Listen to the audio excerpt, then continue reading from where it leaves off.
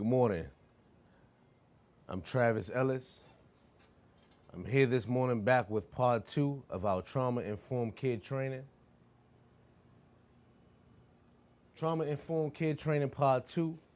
This morning we're going to look at, for a title, diamonds and denim. The question is, have you ever lost a diamond? Have you ever lost a piece of jewelry? And it may have been like tucked off in your pocket. And you found this piece of jewelry, no matter how much lint, how much dust that was on this piece of jewelry, once you took it and blew it off and shined it up and got it all back to the place that it originally needed to be at in order for the shine to come forth, guess what? You seen that diamond had true value. Diamond and denim. You think about your life for a second. You may come from a rough place. You may have been experiencing some rough patches in life. But guess what? You a diamond coming from the rough. A diamond in the rough. That's right. That's right. This morning, as we look at our trauma-informed kid training, this is part 2. I'm Travis Ellis. What we want to look at this morning, we want to look at things that are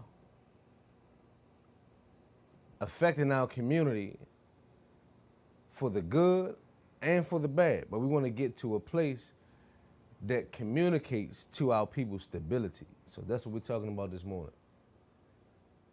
In part 1, we looked at the social, emotional intelligence. We're still focusing on social, emotional intelligence. Okay? So as we build our aptitude, we want to go further and break down more social economics. We want to break down data, sufficiency, how to make a differentiation between what's true data, what's false data. This morning, we're going to look at, in our exhibit here, we have a basketball goal. We have the rim of the basketball goal. We have what you call here a box of accuracy that helps you get the ball into the middle of the hoop.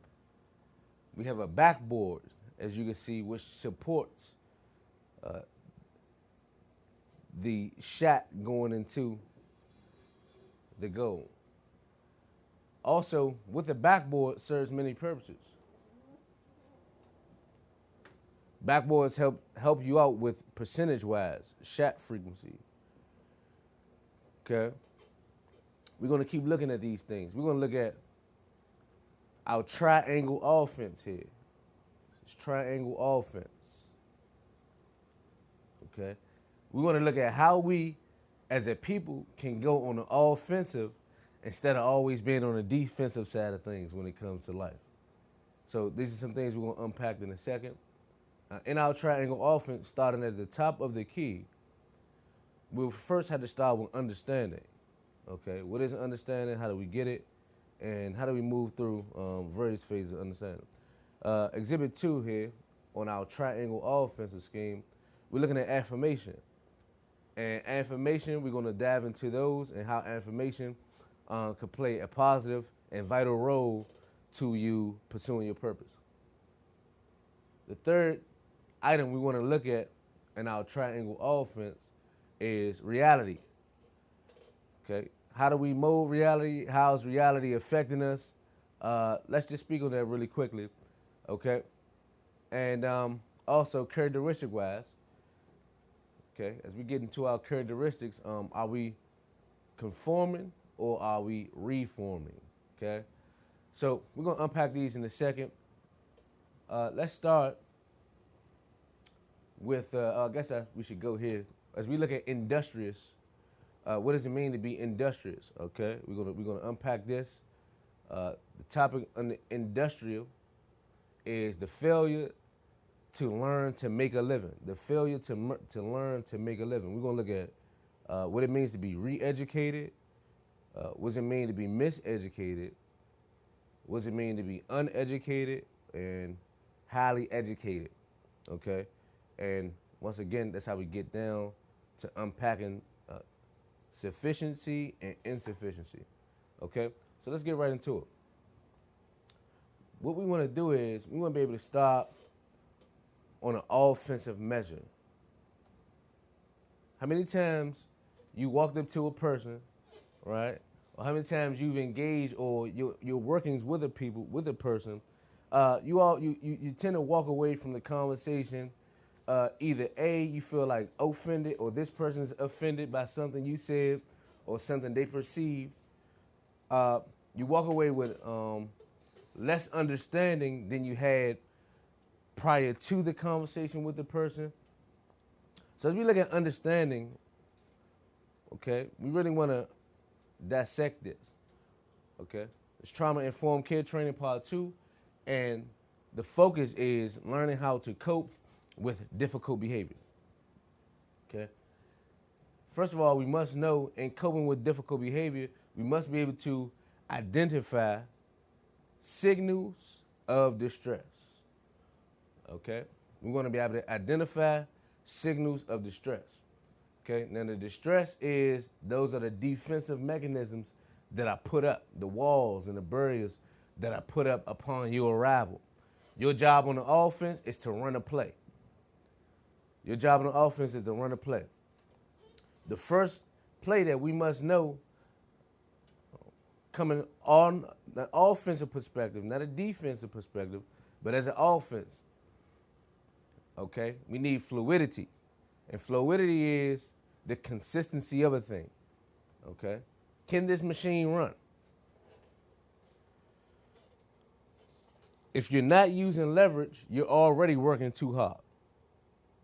And you're earning too little. I'll repeat that. If you're not using leverage, you're working too hard, and you're earning too little. Let's look at understanding really quickly. There's an understanding. There's a peace that surpasses all understanding that you can have about yourself as you go through your life dealing in human bonding. We're going to look at that in a second. The way we engage and the way we interact with other humans, there's a certain level of understanding that one must possess to accomplish effective communication. Okay? Understanding, as we run the play of understanding, which is our first item here, think about this. Imagination. We looked at this in part 1 of the Trauma-Informed Care Training. But now, as you take imagination from the mind, remember we're focusing on being industrious in this training here. Industrious means to apply and to work. Apply and to work. This is what we're talking about. Apply and to work. Now, as we look at understanding, you look at your imagination, there's some things you envision yourself doing. You don't necessarily have the understanding to get this thing done, but what you do have is vision. Vision and imagination are the same thing. When you imagine yourself understanding what does it mean to create $1 million, right? When you imagine yourself overcoming and you get an understanding, we start to look at a mindset now. Mindsets that will allow us, once again, to identify barriers and to identify triggers, signals of distress. So now, as we look at the affect is how our mood is affected, and the affect is how our tone and our tempo are affected.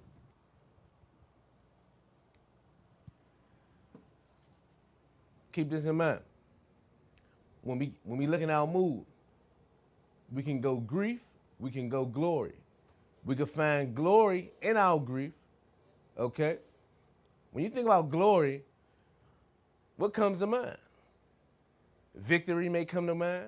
Winning may come to mind. By the way, we will look at a fraction. There's a fraction of people who've learned how to dominate as winners. There's a fraction of people who learn how to decline in life as losers. And we'll get to that in a second, okay? And the determining factors in these two. Let's get back on imagination here because this is key before you get anything started.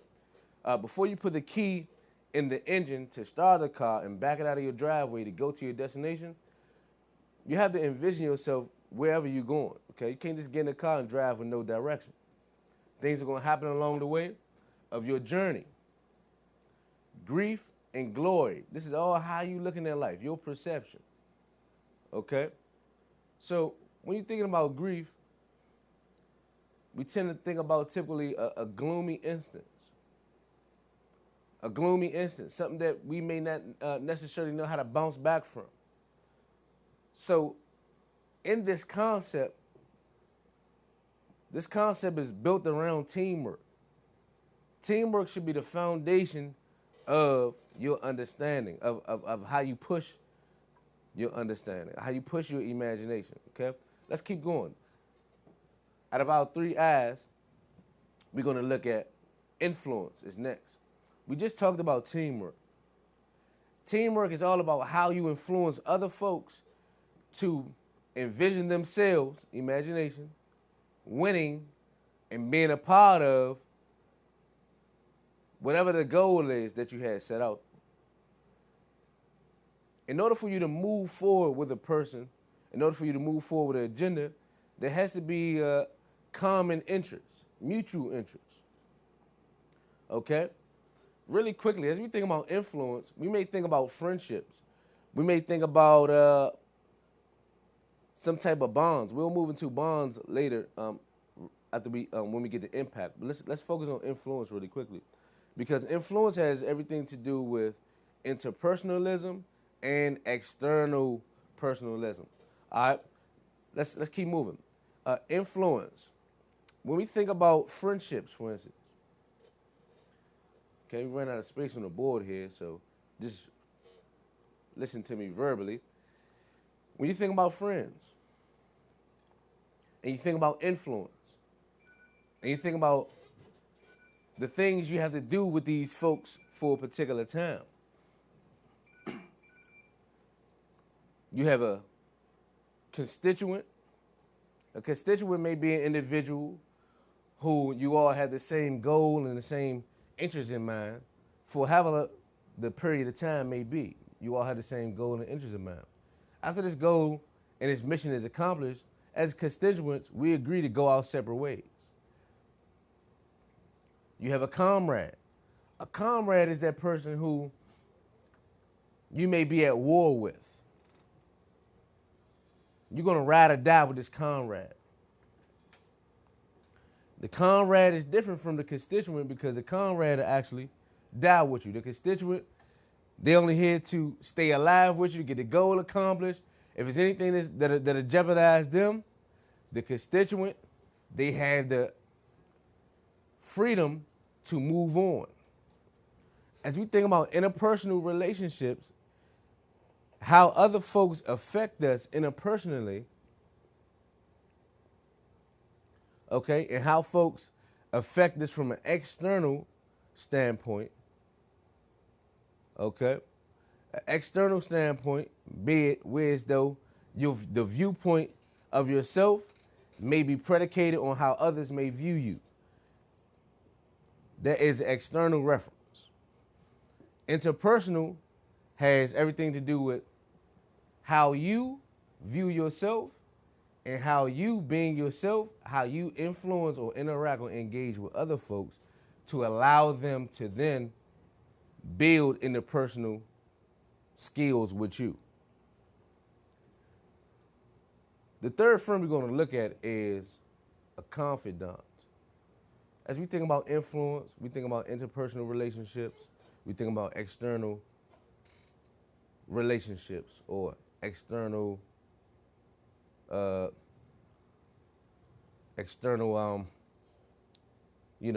sources, things that are influencing you, right? As we move down on a relationship scale to interpersonalism, you have then a confidant. And a confidant, an old wise man told me, if you will find at least 1 or 2 confidants in this lifetime, you'll be a lucky person. And a confidant is that person who holds the key. And they hold the key to your secret. They hold the key to your ambitions. They hold your heart where their heart is. A confidant. So as you move through the progressions of gaining an understanding, imagining yourself on a bigger scale, doing a thing, accomplishing things with victory and glory, you begin to influence and build yourself a team. Now we can get to impact. Because as you can see, the triangle offense, this tunnel vision is now beginning to open up here. Where a person with narrow understanding, a person with a pessimistic mindset, we talked about this last session in part 1. We're in part 2 now. The difference between optimism and pessimism. The optimistic person, they can see grief, they can see gloom, and create glory and create victory from that present situation. The pessimistic person looks at external forces on how things perceive to be, and then those external forces affect them interpersonally. This is the difference between a pessimistic person and an optimistic person. As we move and you create a bigger impact through optimism, you'll begin to find yourself and see your business, your organization, your family. You'll be able to see your cause begin to do something for humanity. And this is what it's all about, family. It's all about what type of impact, the positive impact that we leave with and that we build with humanity in its lifetime. So, as you think about your imagination, as you think about your influence, as you think about how you're going to impact, think about the bond that must be created between your business and humanity. Let's keep moving. Item number 2 is affirmation. And the affirmation is the positive reinforcement that is going to be motivated these items under understanding. Positive reinforcement, family. It's okay to be corrected. Sometimes you need a corrective action plan. That's called positive reinforcement. And determine on how you view a thing, you will view it as constructive criticism, or you will just view it as a chaotic criticism. Okay? So as we gain order and as we gain understanding in our minds, we'll begin to continue to develop our affirmations. And the third thing is going to be reality. Reality is leverage being managed. Managing expectations, creating leverage. We stated earlier that if you are not creating leverage, then you are working too hard already and you are earning too little. One man cannot do everything. There's one body, but you have many members that make up the body. So as you build yourself a team, build yourself a group of individuals that are selfless, individuals that can push the vision. Remember, it's your job to write the vision, make it plain so that your peoples can run with it and understand where you're going. Let reality be reality as you create leverage. Help yourself by managing expectations. You'll be able to help others in return by the expectations they set for you and the expectations you set for them. As we jump across the board here, after we get off expectations, we want to look at something. We see the offensive scheme scheduled here. These are players. You have a player that affirm you. You have a player that understands how the game goes. You have a player that's a realist on your team. All right? The goal is to get your basketball into this hoop. This word here says accuracy. You can plan all day long. You can strategize all day long. Meeting after meeting after meeting. Execution is key, family. And you want to be as accurate as possible as you attempt to execute. So we want to look at some positive, some constructive behaviors that goes into the shots that we want to take in life. As we look at characteristics now, let's look at this. What makes up the difference in the players? You got two types of players here.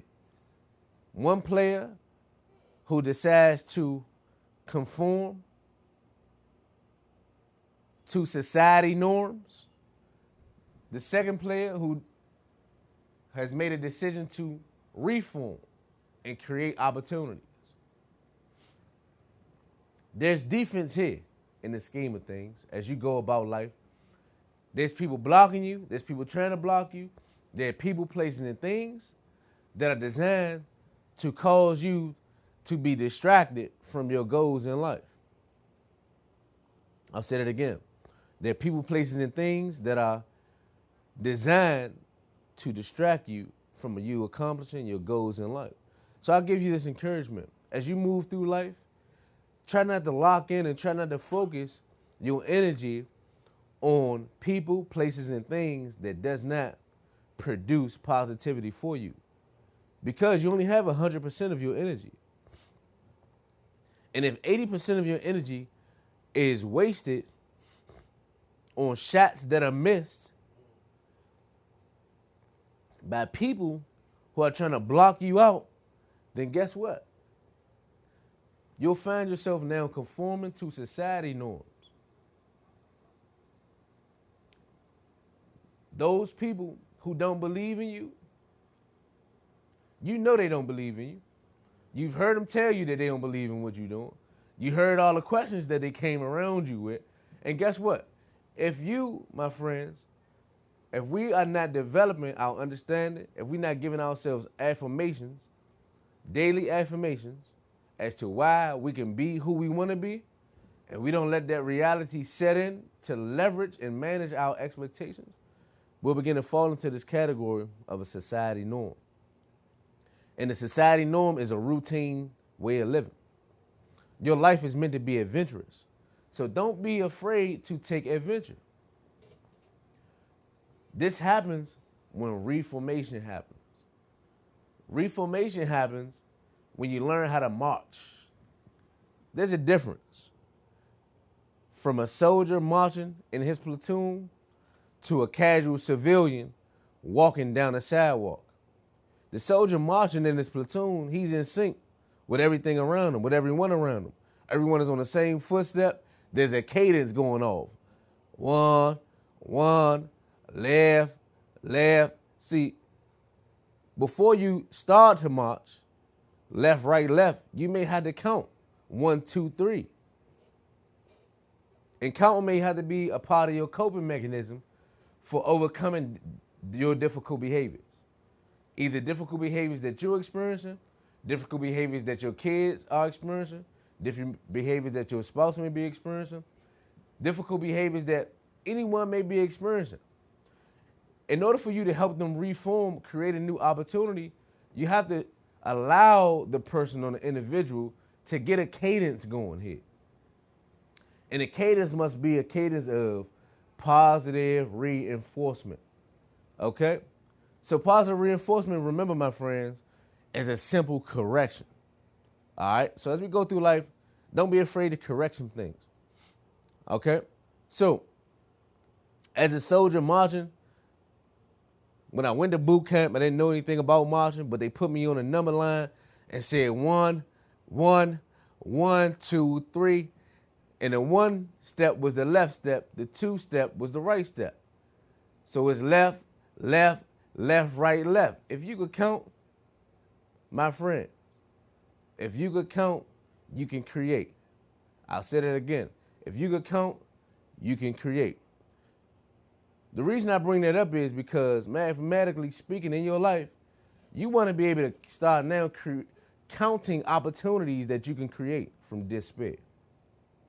Anytime you come across an opposition, there is an opportunity within that opposition for you to create something, magic, manifest something out of an opposition. I will share this with you. For every one negative thought, this is how your brain works. For every one negative thought, it's a tool to help us reform. For every one negative thought, we can create an opportunity by at least providing ourselves 3 positive thoughts. I'll say that back. This is how powerful negative thoughts are. We'll get to this in a second. for every one negative thought. Negative thoughts are so strong that for every one negative thought, you'll need at least 3 positive thoughts to circumvent that one negative thought. For one negative thought,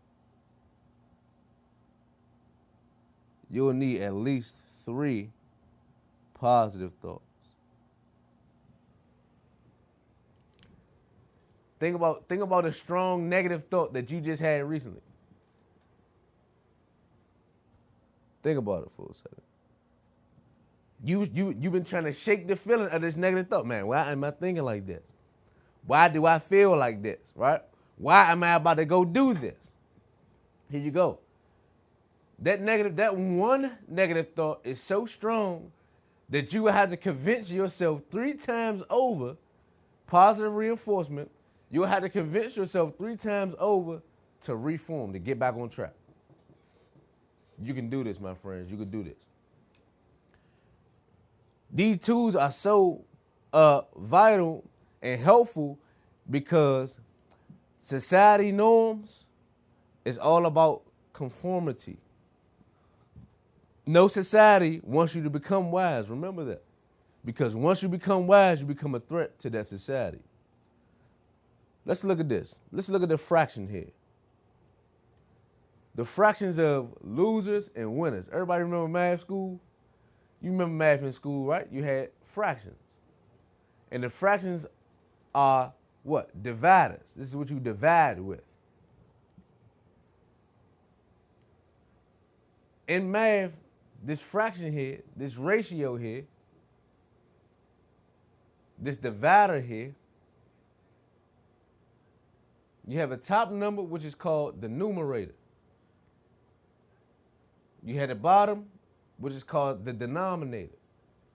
The numerator and the denominator. As we look at mentality-wise now, look around you, your circumstance. Think about conformity. Think about the average person that's not working on developing themselves. Social, emotional intelligence, social, emotional development. The folks that are not working or have no desire to work on themselves, you can see what category they fall into under society norms. Then not just that, you see the number increases in the folks that have a loser's mentality. The loser mentality is the antagonist mentality. For every positive thing that you come with to the table, they respond to your one positive thing with 3 negative things as to why you can't accomplish what you set out to do. For every encouragement you try to give them as to how they can better improve their lives, the rebuttal is going to come back 9 times out of 10. If the person is conforming to society norms, they're going to come back with a loser's response as to why it is not possible. So as we think about the ratios here, percentage-wise, you have to weigh your possibilities. We had to weigh our possibilities, family. And guess what? If you see yourself losing more than you winning, that lets you know it's time for a mind change. That lets you know you got to run another offense. I got to get on triangle offense. I need new understanding. I need new affirmation. I need a new reality to help me in my characteristics, reforming, create a new opportunity over my opposition.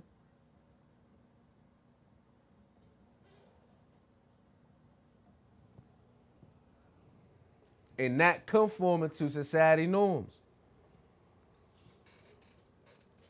As we get to social economics after the break, we're going to look at the way this has impacted our households and have impacted our communities as well.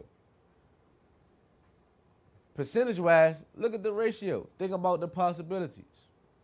The possibilities of your success, of your survival. Think about this. If you never went or made an attempt to pursue your destiny, your dream, or your goals, what possibilities do you think you have in accomplishing them? Zero. So we see that there's a fraction being split here between the losers and the winners. You have people in life who have been losing, but they're actually winners. They just haven't learned how to win yet. Then you have folks who are winners that can train losers how to become winners. And just because you lost in life doesn't make you a loser. Everyone in this life will experience some grief, will experience some trial, some type of tribulation. But remember, through understanding, through peace that surpasses all understanding, you can gain the victory and the glory. Okay? Now let's keep moving. This right here, we can now get to the basketball court, to the goal. The basketball goal is made up of 3 components. The outer component here, what you see, is the backboard. From the backboard, the ball bounces off the backboard. What a person can do is now rebound off the backboard. This inner box is a concentrated box. If you shoot the ball precisely off this inner box, your ratio, your chances, your possibilities, your percentages of making the shot, of being accurate, is going to go up.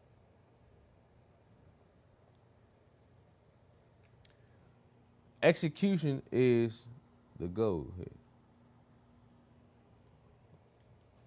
So this is what we are working around. Your triangle offense is working around execution. The players that are on your team, you see here, the strengths, the weaknesses, everything is working around this goal. We'll move on to social economic side in a second. As you see, we'll get back to the backboard here. The backboard symbolizes your background.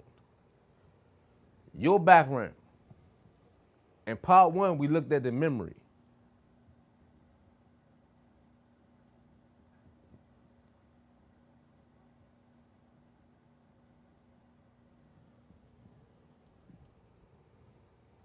We looked at the memory, and we looked at something called UPTSD.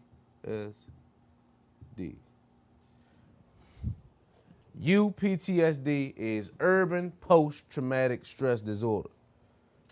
Your memory, your background, the backboard. There's a backboard in your life. There's a background in your life. Your background doesn't necessarily make or break the forward momentum or the execution that has to happen in your life. Because you see, even if you just had a goal drilled into a wall or drilled into some staple, a lamppost or something, you don't need a backboard. When you think about your memory, when you think about your background,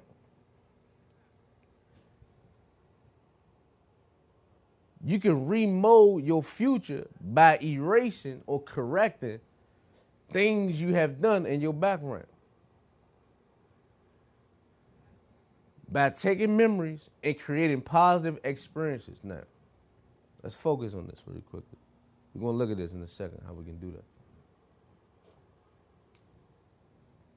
Remember we talked about reforming, right? We want to look at this word. It's talking about recreate now.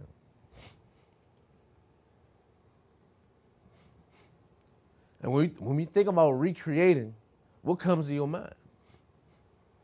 As far as recreating yourself is concerned. Do you think of an external image? Do you think of interpersonal development as you recreate from your background, from your memory, from your traumatic experiences? What can you recreate?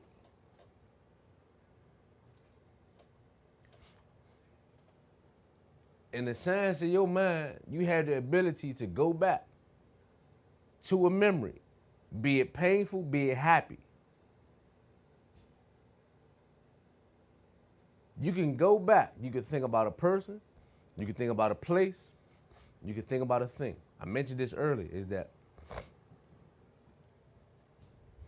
people, places, and things we shouldn't get locked into for negative connotations. Why? Because you need people, places, and things in order to create impact. And just because someone, whether it be with you or whether it just be with whatever external force that they have going on, you may have experienced a bad time with someone. Don't worry about that because you're bigger than that. With affirmation, you can help a person recreate, reset by bonding with them.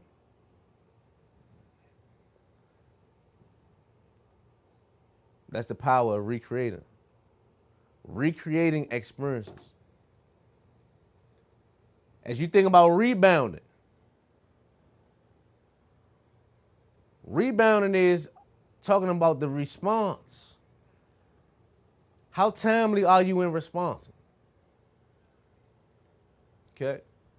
When you think about execution, response is the primary ingredient that's going into execution. Response. A response.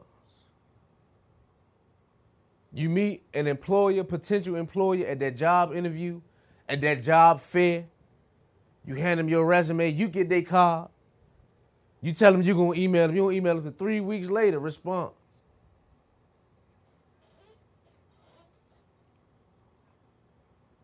You get that problem child.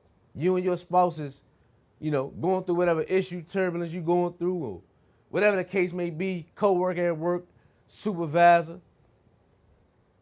You seeing two different things. Your understanding ain't clicking. Okay? Response. From your memory, this person pushed you the wrong way, did this thing to you. Response.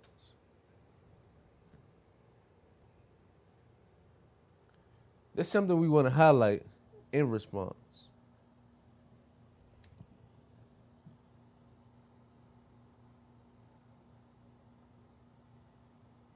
When it comes to how we hear, we want active listening.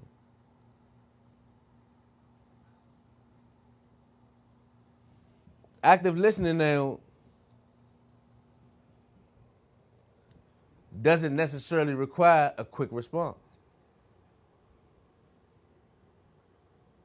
My grandmother told me, boy, you got 2 ears and 1 mouth for what reason? So you can listen more, talk less. In fact, African proverb, good book say, be quick to listen, slow to speak. Response. Active listening. How we rebound, how we are responding to background. When you think about background now, think about background noise.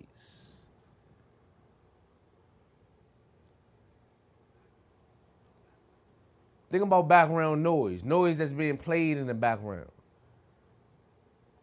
Things that's knocking your concentration off so easily. What's so easily causing you to be distracted? Background.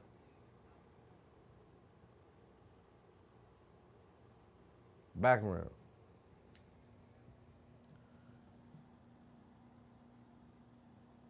There's a word here. And it's called interruption.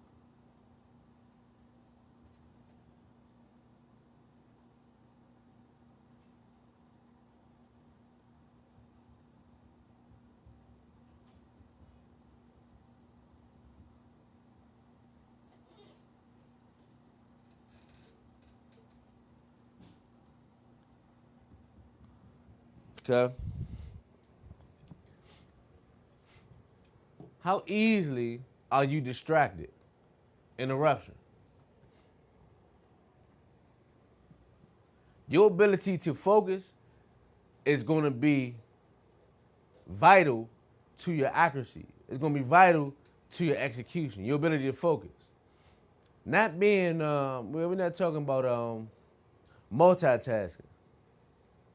The ability to multitask, that's an ability. To be multidimensional, okay, that's a dynamic. To be multidimensional. And what you need, my friends, we need to be multidimensional. Multidimensional, meaning being able to operate in many different realms of living, many different realms of life. Conformity, social norm. Conformity and social norm would be grouping a people or person from who they are, not being able to differentiate who they are from what they do. I drive a bus. I fly a plane.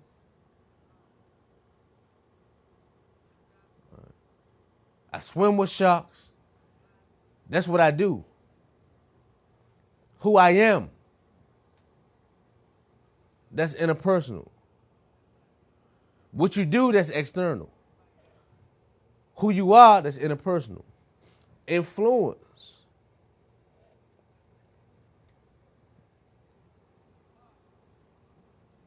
You have so much influence in your family that you could get locked in on your cause. You'll get locked in on your reality, on your affirmations. This is why it's important for us not to get locked in on people, places, and things. If we're going to get locked in on people, places, and things, then we must be providing these substances for them. Imagination, influence, and impact.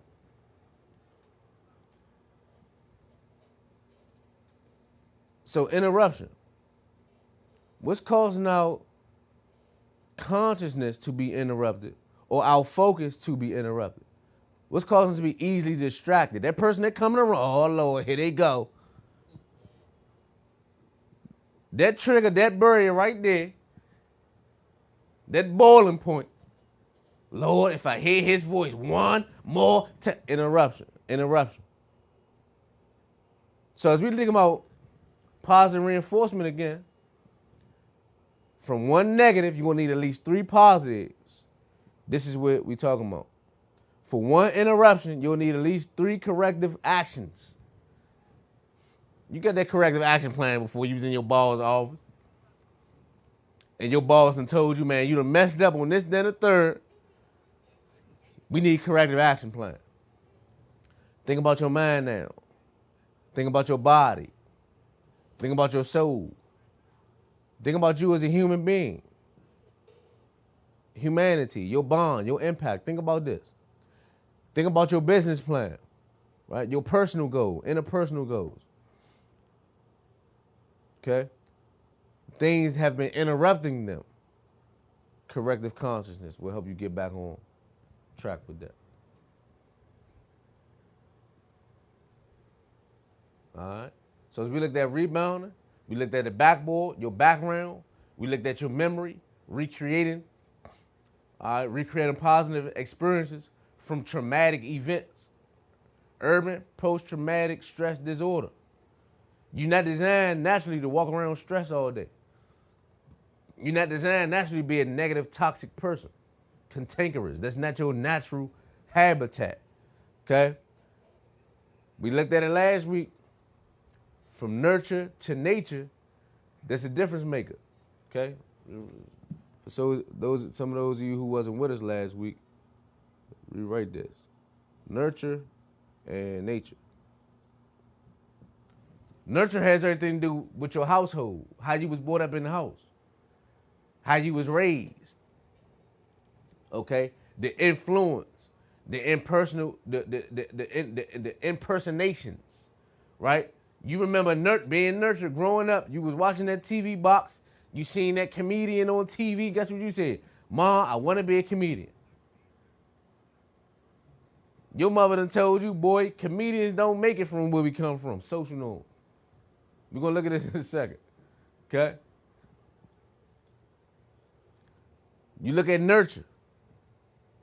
You grew up in your house, and the only man you see was on the couch when you woke up in the morning to go to school, on the couch when you came back home from school, on the couch when you woke up in the middle of the night, get his snacks out of the refrigerator. He was a loser. He was in the couch, in the house. Not just was him. He had his uncle living there, his brother living there, nephew, everybody was in there. And guess what? It was hard to see some winning going on. So from your nurture, your nurturing, your neighborhood, your household, okay, that's maybe been all you seen. Now think about when it's time for you to get out the house. That's when nature kick in. When it's time for you to explore. Being 6, 7 years old, and guess what? You being influenced by the drug game. You being influenced by the street life, by the culture. That's just nature. From nurture, you have been learning, I ain't gonna say you should have, you have been learning how to identify. All right, this is what we're talking about today. We're talking about identifying difficult behaviors. That's what we're talking about today. So guess what? If we have not been working to identify difficult behaviors from the nurturing point, by the time nature kicks in, 9 times out of 10, we that menace to society. Okay? So, nurture versus nature. You have ability to reform by transformation. Transform. All right, it's never too late. It's never too late. Okay? We're going to take a break.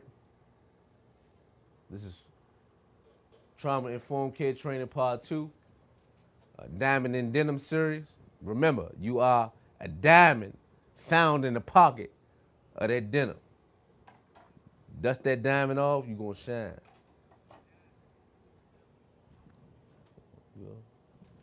Business owners looking for a place to advertise your business and promote your products and services? VoxWave is the right place. We have over 10,000 views a day and 70,000 listeners a month. For more information, contact Reg Gaskins at 240-832-4455. VoxWave now features a streaming radio media player on our website's front page, where local artists can get their music played 24/7. For more information on getting your music in rotation or to perform live at our studio, contact Reg Gaskins at 240-832-4455. Android users, the VoxWave app is now available in the Google Play Store. Download the app today on your Android device to listen in and view programs.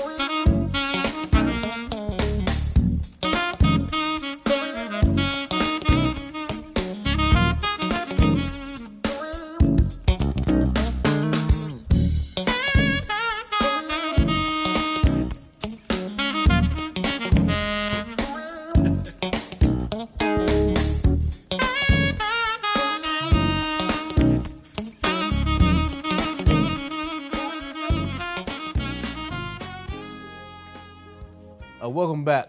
I'd like to introduce you all to a book. And this book is called The Miseducation of the Negro, written by Dr. Carter G. Woodson, the founder of Black History Month. And in this book, he's talking about social economic disparities and social economic foresight that he had, well over 100 years ago pertaining African Americans in this country. And as we look at trauma-informed kids, due to so much trauma, our people have been overcoming and enduring throughout this course of time. In your bloodline, that victory that we talked about, that fight that we talked about, you have it in your bloodline. Waking up to it, that's your responsibility. As we look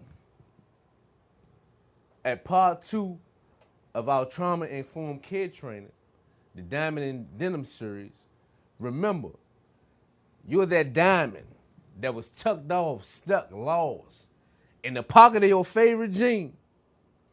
And you forgot about this diamond. But guess what? When you found it, upon washing these diamonds or taking these clothes to the cleaners, you seen that diamond, you remember the significance and the value of that diamond. This is your life. You are a diamond in the rough, my friends. We just got off of nurture versus nature. We're going to dive into the industrialism side of things as we close out this training. But before we do that, I'd like to read an excerpt from The Miseducation of the Negro. And it's talking about the failure to learn to make a living. All right. This is Dr. Carter G. Woodson, page 26 in the book of Miseducation of the Negro. Okay. And it states, whether this millennium comes or not, the capitalist system is so strongly entrenched at the present radicals that they must struggle years from now to overthrow it. If the Negro has to wait until that time comes for the system to be overthrown to try to improve his condition, he will be starved out so soon that he will not be here at all to tell his story. The Negro, therefore, like all other oppressed people, must learn to do the so-called impossible. The uneducated Negro businessman, however, is actually at work doing the very thing which the miseducated Negro has been taught to believe he cannot do. This much handicapped Negro businessman could do better if he had some assistance. But our schools are not turning out men who do as much to impede the progression of the Negro in business as they do to help them. The trouble is that they do not think for themselves. If the highly educated Negro will forget most of the untried theories taught to him in school, he could see through the propaganda which has been instilled to his mind under the pretext of education. If he will fall in love with his own people and to begin to sacrifice for their uplifting, the highly educated Negro would do these things. He could solve more problems that are now confronting his race. Let's unpack this for a second.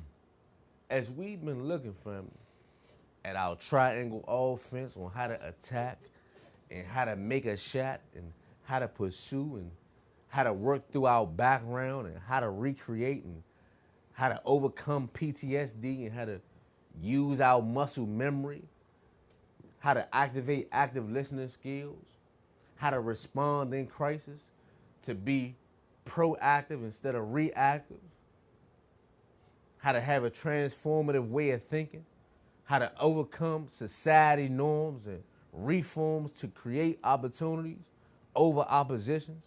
It's going to take at least 3 positive negatives, 3 positives to overcome at least 1 negative that's confronting you in your life.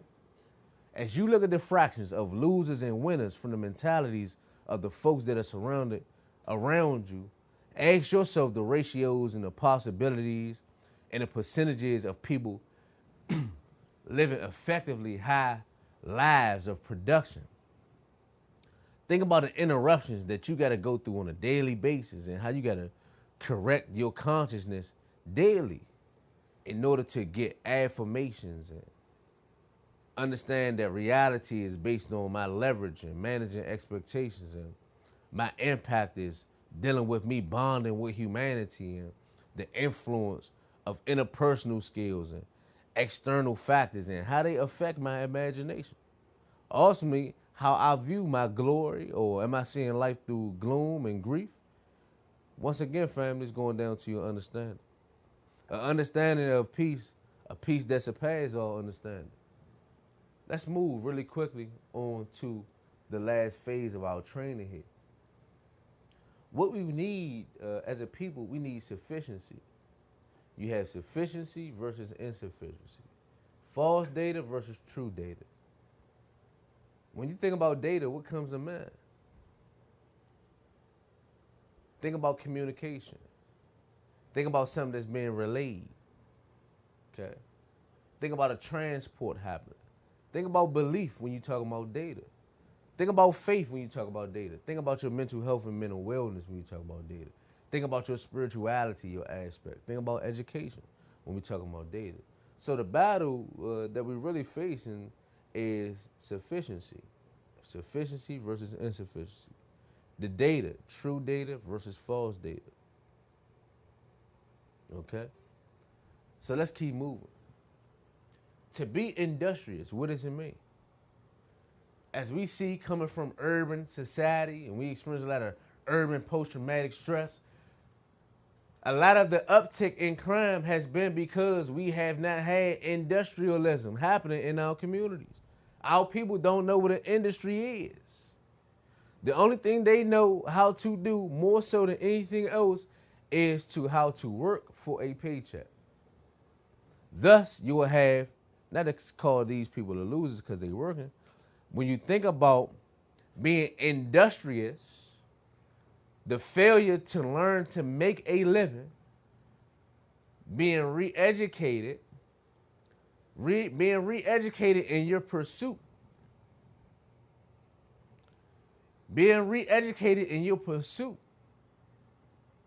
meaning reshaping your focus, finding something that you desire to do. This is what being re-educated is all about. This is being re-educated is all about. I remember waking up as a young man, and I was staying in my mother's basement. My stepfather woke me up about 4 o'clock in the morning. I remember this. He woke me up. He said, "Travis, come on, man, you're going to work." I said, "Where we going?" He said, "Man, you going to work?" I said, "Work where?" He said, "At McDonald's. You're going to flip these burgers. You know I'm the manager in there, and I could get you a job, and you can make a career out of this thing." And I remember looking at him, man, at 4 o'clock in the morning. I said in my mind, I can't do that, right? And the reason I let him know I couldn't do that because I said I'm trying to pursue something. And I said this just may get in the way of what I'm trying to pursue. Even though I don't see it yet, I know it's something else that I should be doing with my life than to be operating in the place of miseducation. This is what it's about, family. So it's not about where you working at. All right? As we get into classism in our community, classism has been the number one divider amongst adults, particularly black adults, okay, which has affected generations. This is how generations have got affected when it comes to money, when it comes to business, when it comes to opportunity, when it comes to learning. Just because you're in school does not mean that you're going to be learning. And just because the school is teaching you a thing doesn't mean that you're going to be able to apply the thing that the schools are teaching you in America. Thus, we need re-education. You need a personalized education tracker for yourself. Because from society norms. Society only teaches you how to sit in school, to be taught, to learn to work for somebody else, to keep this society running. What you need is to learn how to be independent, an independent thinker, an independent business person as well. You need to learn how to apply education to a particular industry that'll work for you. That not just work for you, but it'll work for people that benefit from you. Thus, the impact, bonding with humanity. This is how you put people to work. In our communities, we don't know what it means to put people to work. We just all know what it means to get up and go to work. So every day, 9 to 5, every day in a crunch, 6 o'clock in the morning to 9 o'clock a.m. rush hour, you got a certain selected group of people that's getting up, rushing, going into a particular area, okay? Thus downtown or your business district, whatever the case may be. Why? Not everybody, but the majority of the social norm experiences this right here, the failure to learn to make a living. So we go to a place and work, never being educated on how to create an opportunity in this particular industry that we can apply in order to make money for ourselves and then employ other folks. And the point that I really wanted to show is that this is how, if you think about this, you think about the power, you think about the, it's exciting, man, to be in America because you get a chance to see how capitalism works. And capitalism works like this. If you have one individual, let's just use this number sake for example. If you have one individual and this one individual has 3 individuals working for him, these 3 individuals had to go to this one individual in order to receive a paycheck. Now, if this one individual can apply proper industrial skills to grow a living, this one individual now can have 30,000 individuals coming to this one individual to make a living. This is what industrialism is all about. This is what having a mentor is so important. This is why understanding how black business, why that's important for black people that come from our community. That's what we're talking about.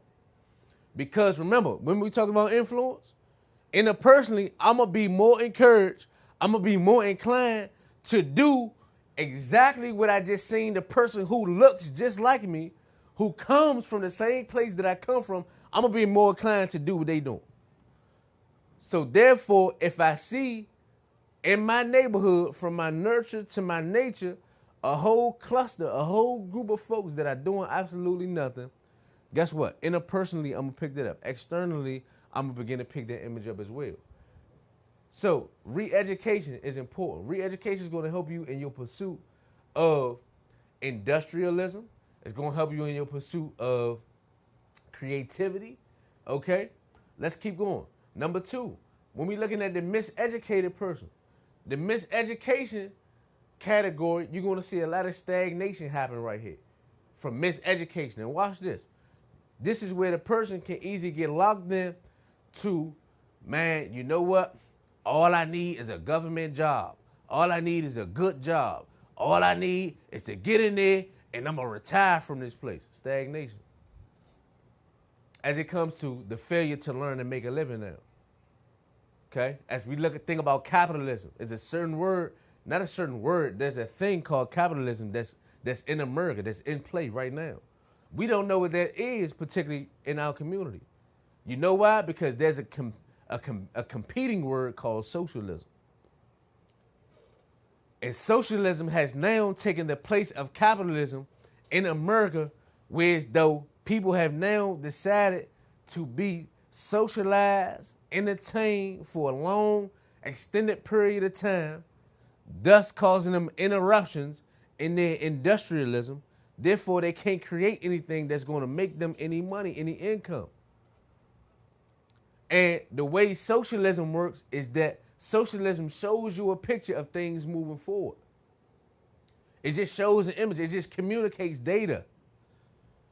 But socialism can manipulate data. Okay, so due to false data, thus social media, all right, propaganda on the propaganda side. Not all media is false, and not all media is true. Propaganda, you'll have to determine the factor. But I'm not here to talk about social media and the propaganda and all that. What I'm talking about is the miseducation. If we get caught in this bracket here, this bracket of stagnation of the miseducation. Okay, and the miseducated thing that my stepfather had told me at the time, and I don't charge nothing to the game with him. This is the only thing he knew. That's the only thing he knew. But I feel as though I knew something different that I knew that I had a capacity to do. And that's what we're talking about. Right now, we're talking about your capacity, fam. You have a capacity to be more sufficient. You're not incapacitated. So you don't have to live an insufficient life. Okay? So that's the miseducation. So the miseducation is, boy, go to school. Get a GED. Get your high school diploma. Go to a high learning institution. Get $100,000, $200,000 in debt. Then go find a job that you can work for to pay this debt off. And never learn to make a living. You look at the uneducated person. The uneducated person who went against the social norms.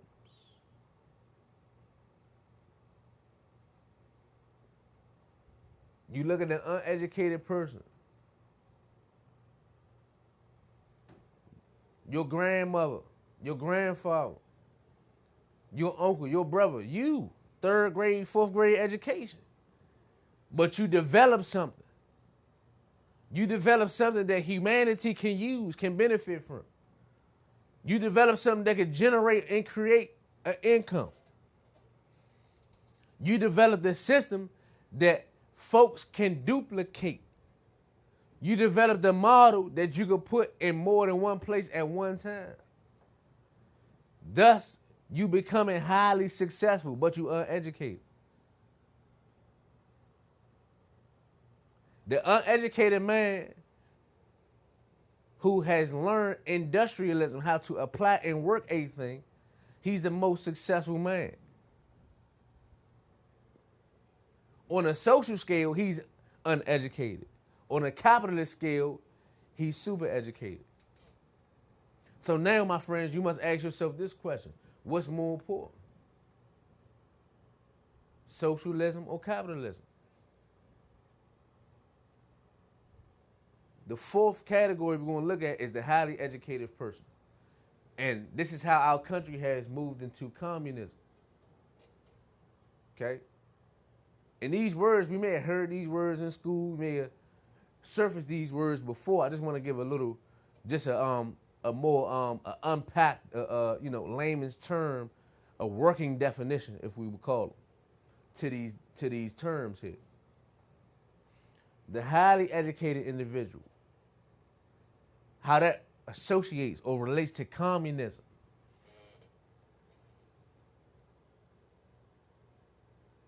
If we're not careful, due to a degree, due to a paperwork, due to some extenuated time in school, getting theorized or lectured to, right, or paperwork, it would seem that the highly educated person would be more qualified than all the uneducated person, the miseducated person, and the re-educated person, just because he understands the theories. Just because he been taught about,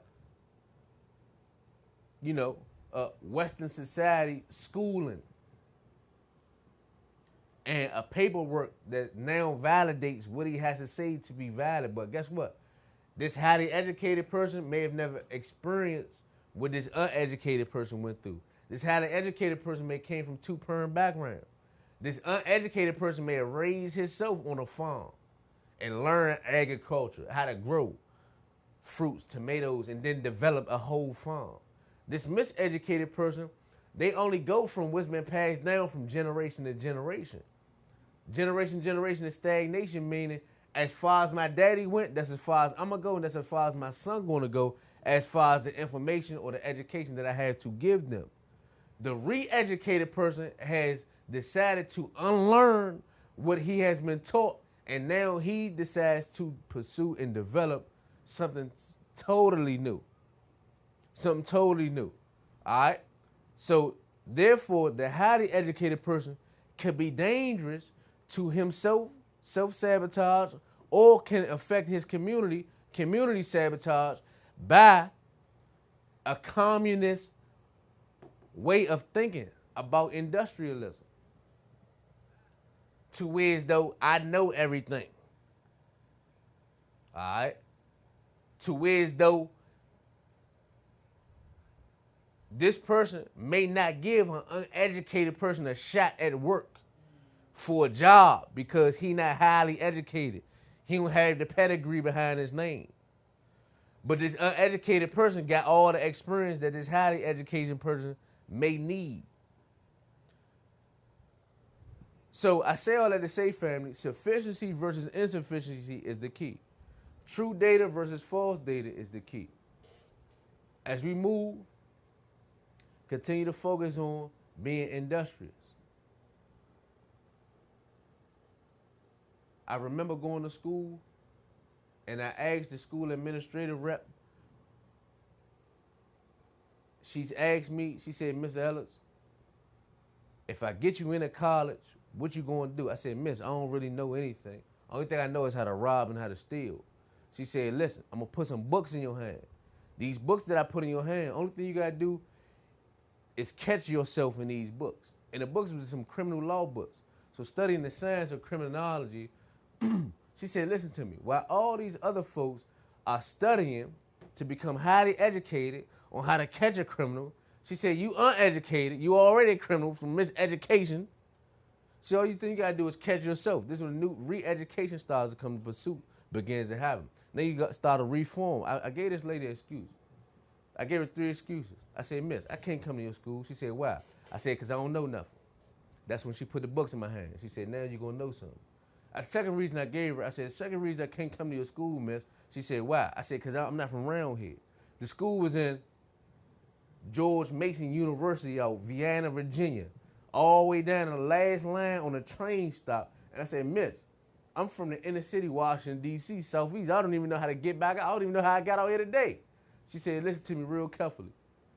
If you can come to school and you can maintain a 3.5 GPA average, she said, I'll find somewhere for you to stay on campus. I said, Miss, the third thing I gave her was, I can't come to your school. She said, why? I said, because I don't have the money to come to your school. She said, the only thing you got to do is maintain 3.5 GPA, study these books, okay? And the next thing is, while everybody else is gone home and while everybody else is on breaks, it's winter, summer, spring, fall, she said, you don't take no breaks. Don't take no breaks. And that's what I did. So from not taking no breaks, being 18 years old, to going in a higher education institution in the United States of America to get educated, and 3 years later, you can walk out with a bachelor's of science degree, pursuing a master's and a PhD at 21 years old. You could do this. You could do this, family. So, re-education is the key. Miseducation, be aware of. Uneducated, that's cool. You can still be highly successful being uneducated. The highly educated, be highly educated, be humble at the same time, and listen. What she told me at the end, I said, Miss, do you really think I could do it? She said, I don't know, Mr. Ellis, but what I do know is that it's possible.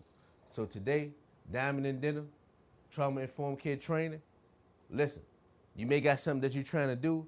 You may think that you're not qualified to do it. Only thing I can say to you today, my friends, is that it's possible. I'm Travis P.T. Ellis. You can follow me on Facebook, Travis Ellis, Instagram, Ellis_Enterprises. Our website is yaame.org. That's YAAME.org. Or you can email us at YAAYME09@gmail. That's yaame09@gmail.com. Peace and blessings.